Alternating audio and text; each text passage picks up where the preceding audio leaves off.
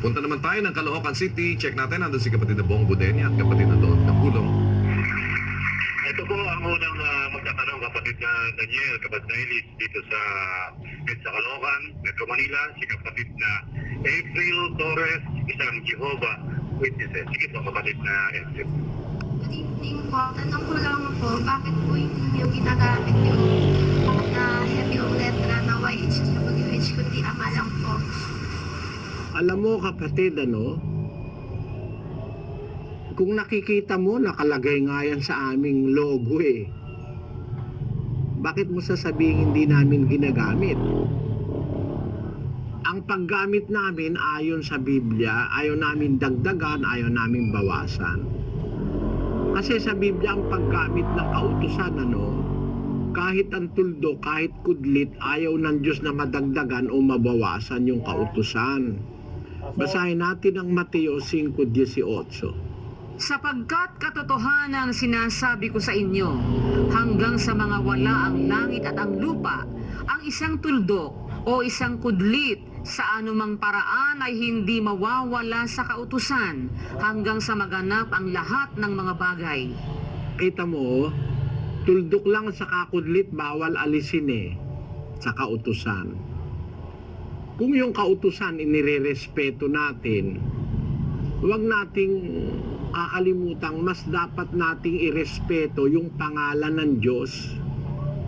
Ang pangalan ng Diyos na kasulat sa Hebreo ay yung Yod-He, Waw-He. YHWH sa Ingles. Walang letter J sa Hebrew alphabet. Ang pagkakasulat, YHWH. Yan ang nakasulat. Yan din ang nakasulat sa labas ng Biblia. Yung mga kaaway ng Israel nung araw ay ibinabalita nilang natalo nila ang hukbo ng YHWH. Ang hukbo ng Diyos ng Israel. Mababasa natin yan dun sa Moabite Stone. Sa Moabite Stone, doon sa line 17 and 18, nakasulat doon yung pangalan ng Diyos ng Israel.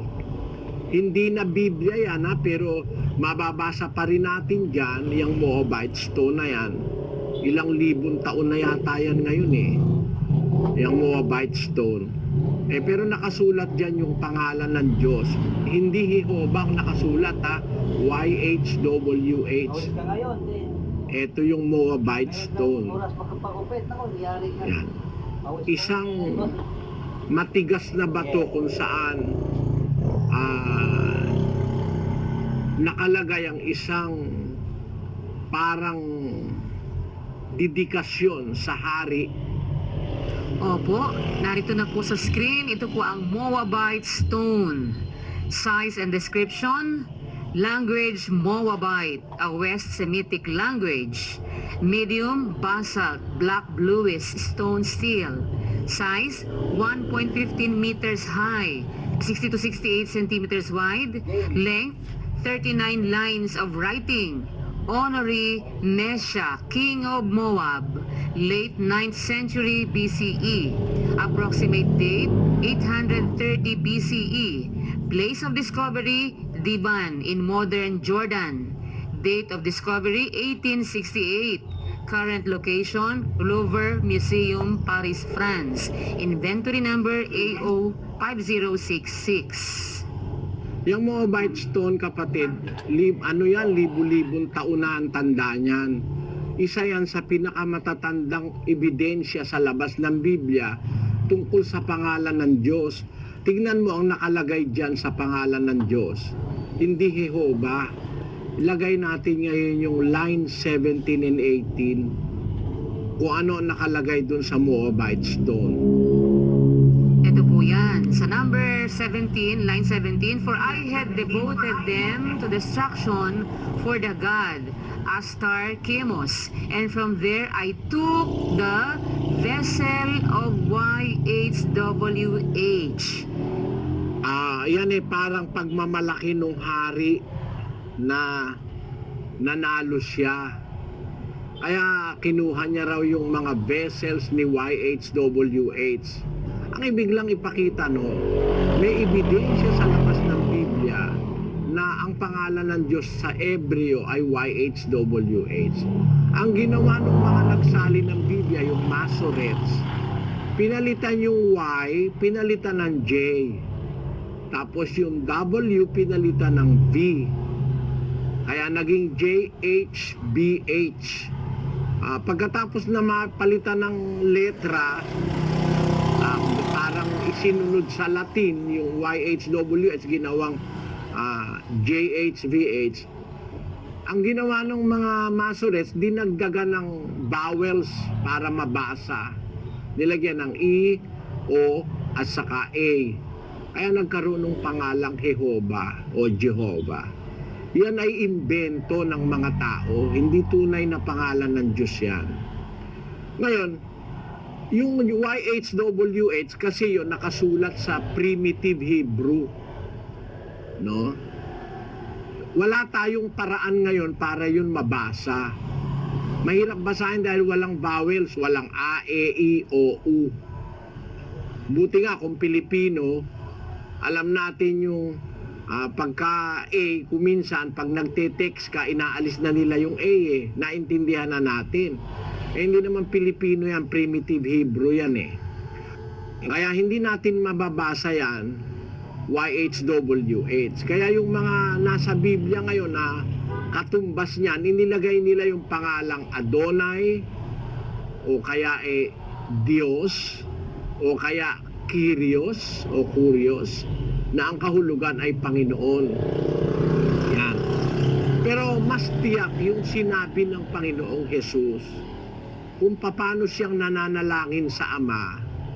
Mababasa natin sa Bibliang Aramaiko, mababasa natin sa Bibliang Hebreo, mababasa natin sa Bibliang Grego, na kung manalangin si Kristo sa Ama, ang tawag niya Ama.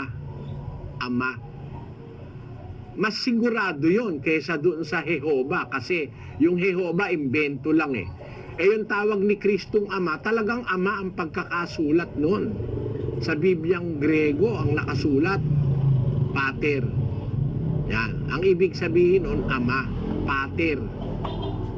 Ang tawag ni Kristo, Pater. Mas gusto ko na yon, yung tawag ni Kristo. Kasi kung anak ka ng Diyos, siyempre tatawag mo sa Kanya, Ama eh. Hindi ka, may pangalan ng tatay mo, may pangalan. O, sabi ko doon sa diskusyon ko sa ministro nyo, o tanggapin ko na, may pangalan ng tatay ko. Pangalan ng tatay ko, Triunfo. O, pagka ba tatawagin ko tatay ko, sasabihin ko, Triunfo, lika nga. Ganun ba sabihin ko? Napakalapastangan mo naman pagka ginamit mo yung pangalan ng tatay mo. Yun ang ipinantawag mo sa kanya. Kahit may pangalan yung tatay mo, Pedro, kaya Juan, pag anak ka, ang tawag mo sa kanya, tatay. Ang tawag mo sa kanya, Ama. Ganon din ang Diyos sa langit.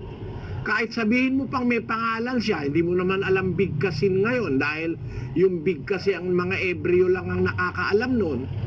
Ngayon, paano mo siya tatawagin? Kung anak ka niya, tatawag mo Ama. Yon. At yung Ama, pangalan ng Diyos yun nung wala pang kahit anong bagay. Yun na ang pangalan niya, Ama. Basahin natin ang 63:16. Sapagkat ikaw ay aming Ama, bagaman hindi kami kinilala ni Abraham at hindi kami kilala ng Israel, ikaw, O Panginoon, ay aming Ama, aming manunubos na mula sa walang pasimula ay siyam mong pangalan. Ayan, sabi sa Isaias, ikaw ay aming Ama, mula pang pasimula siya mo ng pangalan. Ayun, mula pa sa walang pasimula siya mong pangalan. Yan ang nakasulat sa Biblia.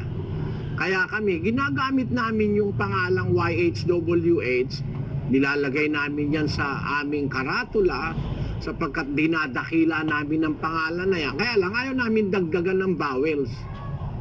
Kagaya ng ginawa ng saksi ni Jehovah. Dahil naniniwala kami, hindi dapat dagdagan o bawasan yung nasa Biblia. Let it remain as it is in the Bible. Meron naman tayong paraan para matawag ang Diyos.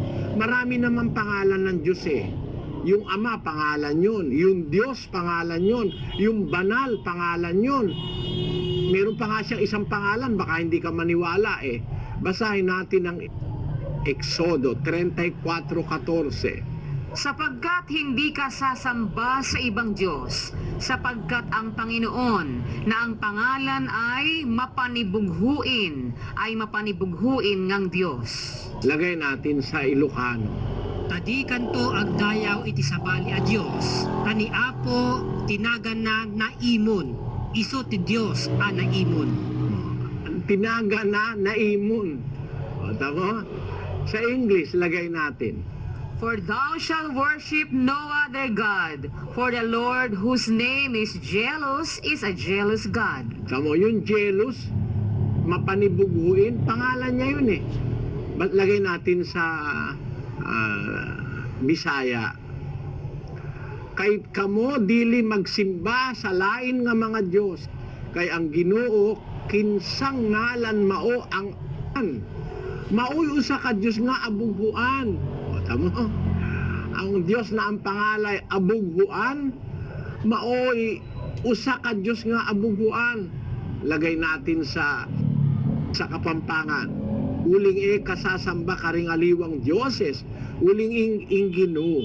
Ayong lagyo na mapangalalo, metong yang mapangalalong Diyos. Nakita mo kapatid? Yun lang salitang mapanibughuin, pangalan ng Diyos yun eh. Kaya marami namang pwedeng itawag sa Diyos. Bakit ka naman maniniwala sa pangalang inimbento? Eh yung Ama, pangalan niya yun eh. Sabi nung saksi ni Jehovah, hindi ka pangalan yun, title yun. Sabi mo, titulo lang daw yun. Hindi, ikaw may sabi. Sabi ng Biblia, ikaw ay aming Ama na siyang iyong pangalan mula ng walang hanggan.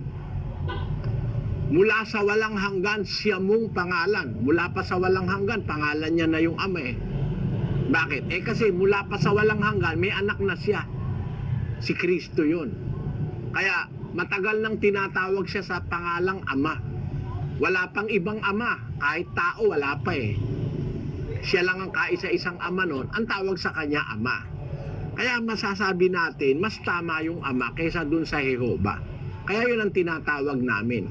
At ang Panginoong Hesus, nung turuan niyang manalangin ng mga apostol, yun ang sinabi niya.